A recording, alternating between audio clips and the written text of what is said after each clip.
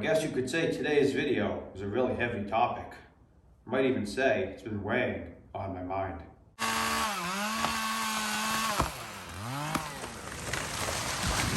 Well, welcome back, friends, to Build Light Acres. In today's video, we're going to talk about some different ways that you can weight down your tractor, because let's be honest, that's going to be a key, especially with a two-wheel drive garden tractor. Having a good amount of weight in the back, pushing down, getting that tire to really bite into the soil nicely and provide ultimate traction is what you need. It's probably one of the most important things that you can do for a garden tractor. And we're going to discuss 3 different ways that you can weight your tractor down, which one I think is the best. So the 3 ways are going to be wheel weights, as you see in front of me, tire ballast, that could be rim guard or beet juice, that could be washer fluid, that could be calcium chloride, which people don't really use as often now because it's not good for the environment, and it's, if you do spring a leak, it can cause issues. But it could be a number of different things. And the third way is going to be counterweight. That could be sitting on the back of the tractor on a hitch, that could be 3-point hitch, that could be a number of different things, which we're going to get into in a little bit. We're going to discuss the positives and negatives to each way. So let's start off with the fluid. I would say the biggest positive to the fluid is it's probably the cheapest option. If you use washer fluid, let's say, your average 23-inch by 8.5 or 10.5 tire is going to hold maybe 6, 7, 8 gallons per side. So maybe somewhere around 15 gallons of fluid, you get $2 a gallon, let's say, for washer fluid. For $30, you can add a good amount of weight to the back of your tractor.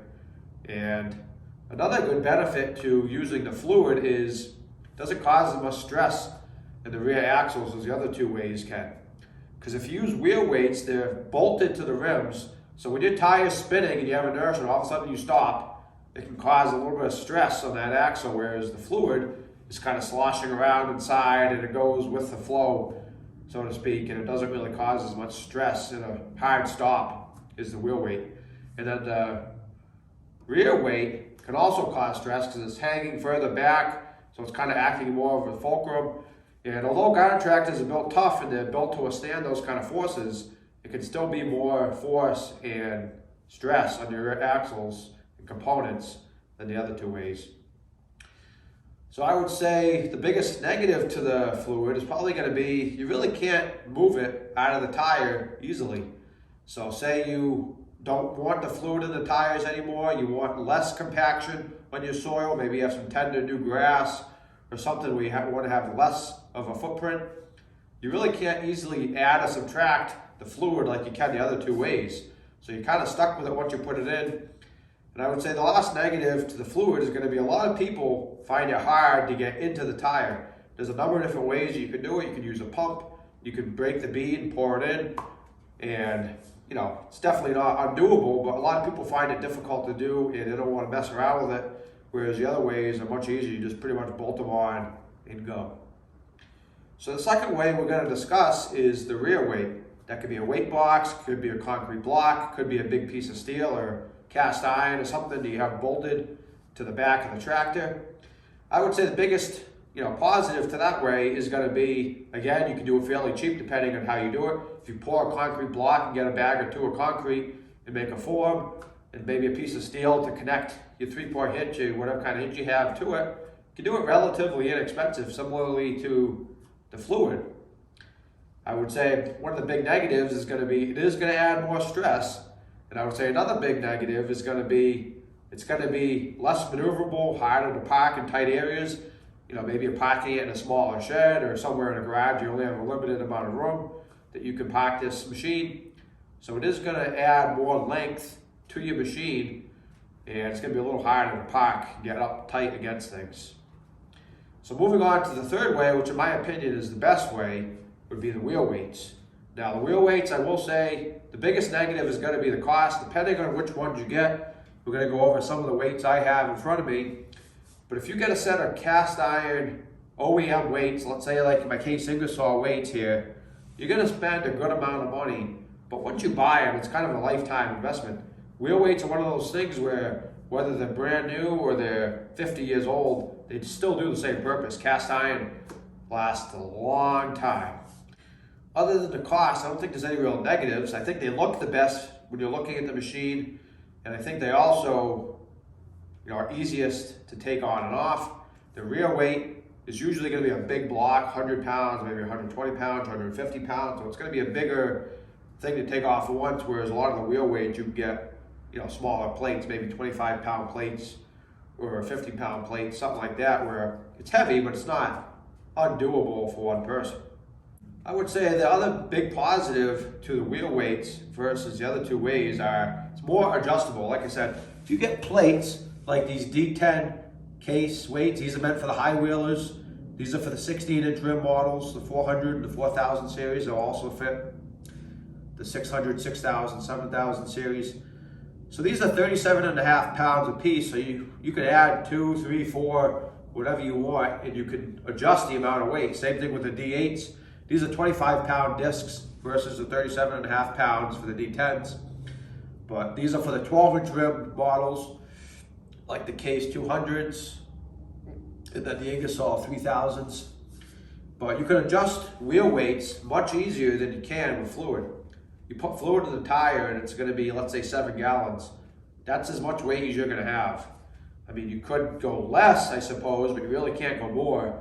And a lot of times you're going to find that the fluid in a 23-inch tire isn't really enough weight to get enough traction that you really need. So a lot of times, even with the fluid, you're still going to need either wheel weights or the rear weight, whereas the wheel weights can be enough just by themselves.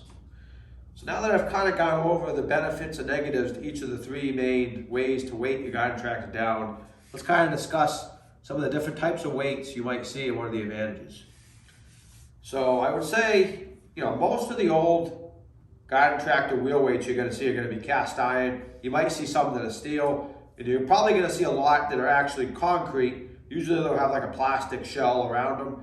I actually used to have a set of the concrete plastic weights for my Case 448, but I ended up selling them. I really didn't like them for the main reason that they end up cracking eventually over time, and then depending on what's in them, I've seen some that had sand in them, I've seen some that had concrete, but the concrete can crumble, the sand obviously is already loose, so those can kind of start spilling out of the crack, and I don't think they look quite as nice as the cast iron weights, although they are cheaper.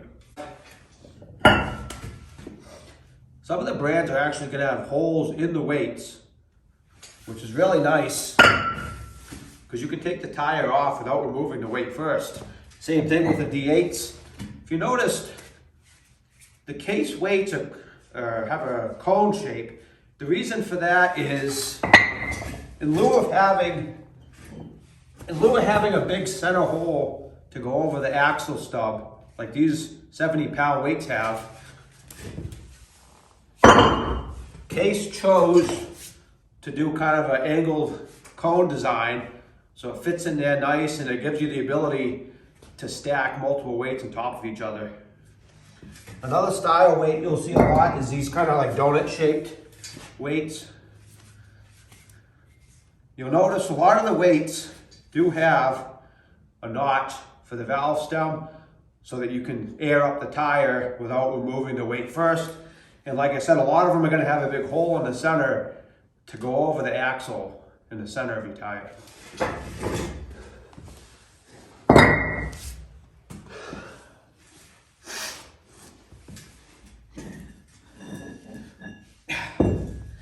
So another style weight that you might see, probably not as often because these are usually more homemade, is a steel disc. I actually bought these discs. These are about, I think they're like 1 3/8 thick. I don't remember the diameter, maybe around 12 or 13 inches across. They're like 47.5 pounds a piece. I actually had, let's see, I want to say around a dozen of those discs. I was actually at a scrapyard that I used to go to quite a bit, and they had a pile of these discs.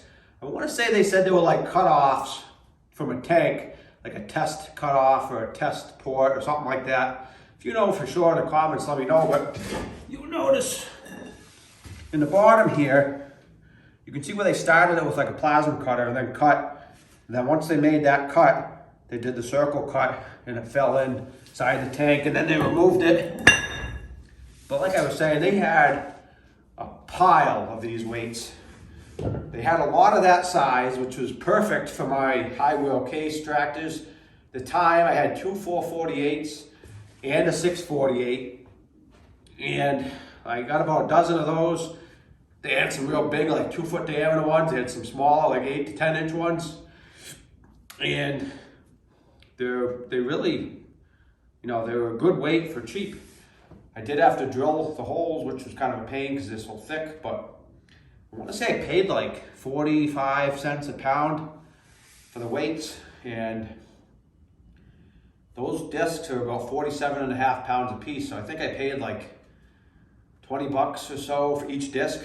I mean, you compare that, you get a set of D10 discs, which are 37.5 pounds, 10 pounds lighter, and you're gonna spend, I bet, $80 to $100 per disc for those weights. So, 4 times the price of those steel discs. But now, unfortunately, the place I got those is no longer in business, so I can't get them anymore. But I got a bunch while I could. I still have those 2, and then I have 4 on the big weight box for the Coyote. I also have 4 other ones that I ended up giving to my brother that he uses on his case 444. So in addition to rear weights, you can also find front weights. Now obviously these go on the front tires of your garden tractors.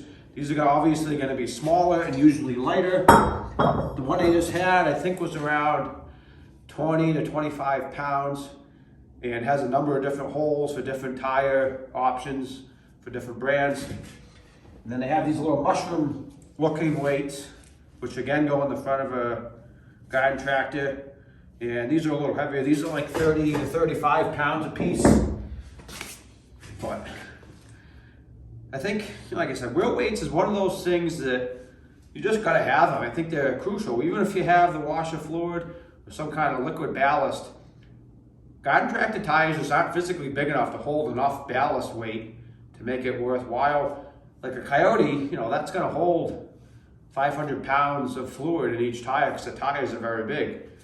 Whereas a garden tractor's tire is just not big enough to get more than, maybe 7 or 8 gallons, like I said. So even at 8 gallons, you're only talking maybe 60 pounds, which really isn't enough for all the chores you might want to do. If you're snow blowing or plowing, something where you really need a lot of traction, you might want a little more weight, which is why I would recommend, at minimum, having wheel weights, and then you could always add the fluid on top of that. But these wheel weights don't go down in value, so if you ever sell your tractor, the weights are still worth a lot of money, probably worth what you paid for them when you bought it, if not more.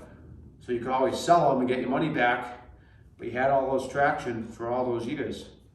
Let me know in the comments what you guys have for tractors, what you have for wheel weights, and how much weight you run per side. See you next time.